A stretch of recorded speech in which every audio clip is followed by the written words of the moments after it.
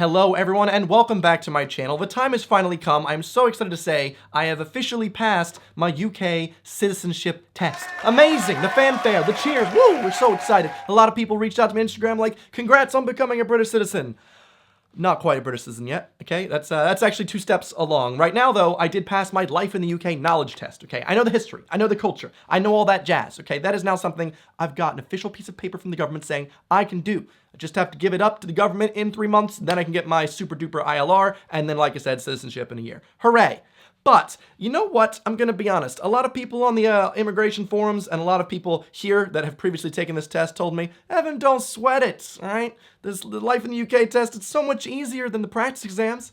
I'd like to wholeheartedly disagree with that, okay? It was actually just as difficult. There were so many tricky questions on the real exam that I took that it was just like, oh God, I'm so scared, am I gonna fail? I actually went into this exam with no confidence. Even though I practiced a lot, I still thought I was gonna fail it, and I was so scared to even tweet like, I'm gonna take my exam, because I expected to then tweet an hour later, I failed my exam, you know, and then it kind of like loses all the integrity of, well, I passed the second time and I'll be bullied by my friends like, well, you shouldn't really be here. But I did pass on the first time. Now, basically, let's go over the process a bit. So I ended up coming 20 minutes early to an incredibly small building in Hammersmith. I think I get there 20 minutes early, I can open my phone, maybe take another practice exam while I'm waiting, get a little fresh in my mind. No, as soon as I walked in the door, this woman was like, stop, no talking, turn your phone off, remove your wallet. Are you Evan? Yeah, that's me. Okay, go to the lockers, put your coat in. And I'm like, okay, I did get here early, you know. She's like, yeah, we get that. Sorry, I don't know how to help with that. I don't know either, Google. This is what she should I was actually attempting to go for a one-take video there, but thanks, Google, I appreciate that. But yeah, basically, the woman makes me take, you know, all my stuff off, take my coat off, use the locker, and then she, like, makes me roll up my sleeves, and I'm like, okay, you know, that makes sense, because who knows, Ravenclaw could be cheating, shoving stuff up inside the sleeveys. That's a good place to cheat, I guess. I did point out to her, like, I am quite a bit early. Are you sure I need to be rushed in so fast? And she was like, we like to do things quick here. And I was like, oh, okay, okay. They then shuffled me into an even smaller room where I'm just with one other woman, and then she was like, take your belt off. And then I was like, listen, ma'am, I've read the Life in the UK test, and it is a criminal offense to expose myself.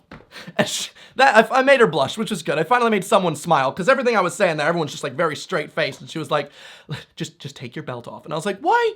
What? How could I possibly cheat using a belt? This is an honest question, ma'am. She refused to tell me. She said if she had time, she would tell me how people cheat with a belt. So I'm asking you, if you're in the comments, maybe you're shifty and you like to cheat on exams, how do you use a belt to cheat? Am I just gonna, like, I don't know, whip out a piece of paper there, I guess, but I don't know. Either way, that was a bit crazy. She then, like, asked me to turn my head to the side, and I was like, what? And she, like, you know, looked in my ear, making sure I don't have some secret headpiece or something. She then looked in the other ear. She took my glasses off, dusted them off, was like, all right. I'm like, that's right. I don't have Google Glass or anything. It was quite an extensive security feature. Like, I've been to many airports. Even the one in Tel Aviv was not quite as obtrusive as that one was. And that wasn't an airport, okay? That's just to take an exam. Can you imagine, like, the lengths that people will go to cheat? I had said to her, I was like, I mean, at this point, if you're going to invest in a headset or glasses or all these cheating techniques, just read the book. Just read the book. It's not that difficult. Come on. But either way, after I was fully violated, it was time to take the exam. So I was shuffled into an incredibly small room with 10 computers, 5 on each side, and I sat down and was basically told, shh,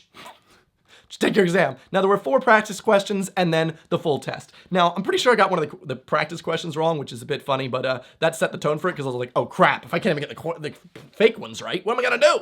Now, the actual ones, after I'd finished taking all 24 of these questions, I didn't have to submit it yet. I could then go back and check my answers. So this is what I do on all exams. Maybe it's because I'm a super mathy nerd boy, but basically, I like to go through and then rate the probability that a question is correct. In terms of like, oh, I would 100% know the answer to this one, then I give it a tick, and then I work out basically the chances that I'm going to pass. Now, in order to pass this exam, this, you know, Life in the UK test, you have to get 18 out of 24 correct. Any more incorrect than that, so if you have like 17, you fail, okay? You gotta start over, pay another 50 pounds, come back the next month. I wasn't gonna do that. On this one, I knew 100% chance I had 15 at least right, because those are the ones that I knew 100%, I totally knew. Some of the ones that I was 100% sure of, I was sure of because they were just ones that I'd studied a lot, such as the national plants of each of the countries of the UK, such as, what's the plant of Scotland? Thistle. Who is Bobby Burns? a poet from Scotland. You know, some of those I knew 100%, and also like the super duper easy ones that I'm just thankful that they were there. Like, on what months is Easter sometimes? Is it March and April? Is it April and May? Is it May? It's March and April, okay? So those were the easy ones. I got those out of the way. But then the other 9, 3 I was a bit confident with. The other ones I was like, I hope I got these right. And some were just gosh dang tricky. One of them that really like threw me for a curveball was a true and false. And it was true or false. The song / national anthem, God Save the Queen, is only sung at official events when the Queen is in attendance. And I had to pause because I'm like, crap, I actually don't know. I've been to a lot of events. Are they official events? And I've never actually heard God Save the Queen. Now I know the UK isn't really big on its patriotism thing, at least compared to where I'm from, where, you know, it's like, oh, it's little Jimmy's 2nd grade graduation party. Oh, say, can you see? No one's prouder than me of my son Jimmy graduating 2nd grade. You know, everything's kind of just, it's America. Let's just sing the national anthem for any freaking reason. So I was thinking, maybe this is true. Maybe they don't sing God Save the Queen unless the Queen's there. I just took so long with that question. No, it's not true. They sing it at rugby events. I don't know if that counts as official, but yeah, they sing it all the time. That's cool. Just I haven't ever noticed it, so that's a thing. Another one that threw me for a loop was just with the phrasing, and it said something like, civil servants are chosen by the elected government officials to like fill roles. And I was like, civil servants?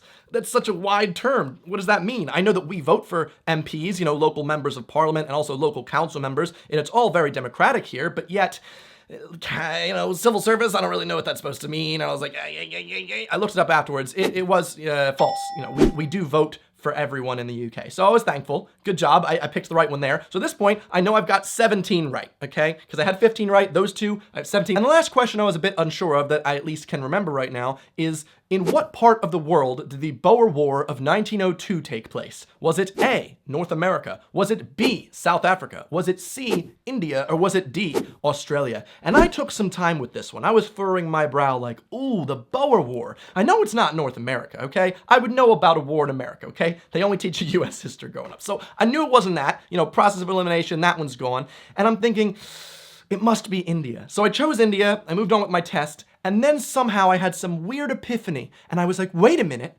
you read the Life in the UK book, and you had some fun fact in your head when you read something that had to do with German. That's right, because the Boer War was a war between farmers, and the Dutch word for farmer is Boer, which looks like the German word Bauer, so that's how I was like, oh yeah, Bauer, Boer, now I know a new word. But why were they farmers, and why were they speaking Dutch? India, Australia, Afrikaans. Afrikaans is speaking in South Africa, which is from Dutch, the Boer War, 100%, Boer, Bauer, got it, bam!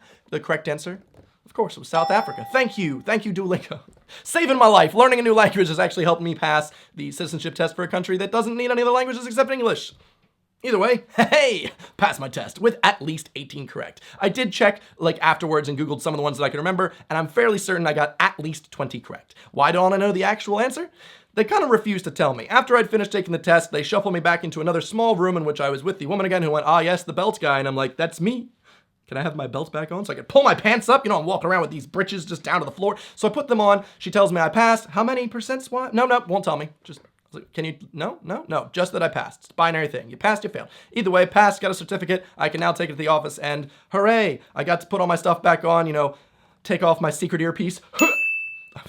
Like I said, I feel like if someone's going to invest all that money in cheating, they might as well just read the gosh dang book. Either way, it was an exciting journey for me, and I'm glad to know that I know a lot more history about the British Isles in which I live than most of the British friends that I have, probably. Hey, that's not bad, okay? All part of becoming a good citizen. I'm very happy I passed the test on the first try, and I'm excited to integrate into society. This time, in a year and a half, I guess, your boy is going to be able to vote. If you aren't British and you're watching this video, but you want to immigrate, hopefully I can be a bit of an inspiration. It's possible, you know, just read the book twice, take a lot of practice exams, and just care, you know, try your best. If you are British watching this, thank you for allowing me to enter your country and learn about your customs, your practices, your War of the Roses and Oliver Cromwell's, and just thank you for your appreciation and, you know, allowing me to use this country to live, to grow, to have a family of me and my stuffed animals in the back of my bed, okay? We'll make a family eventually. That's the goal, right? But yeah, thanks for watching, and very heartwarming. I don't know, I'm very excited. I can't believe I've done this. Thank you guys for watching. If you've been along with this journey as long as me, man, you know how hard this has been, but we're almost there.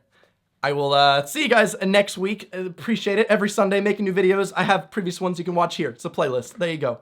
exciting videos coming. I'll see you guys next week. Goodbye.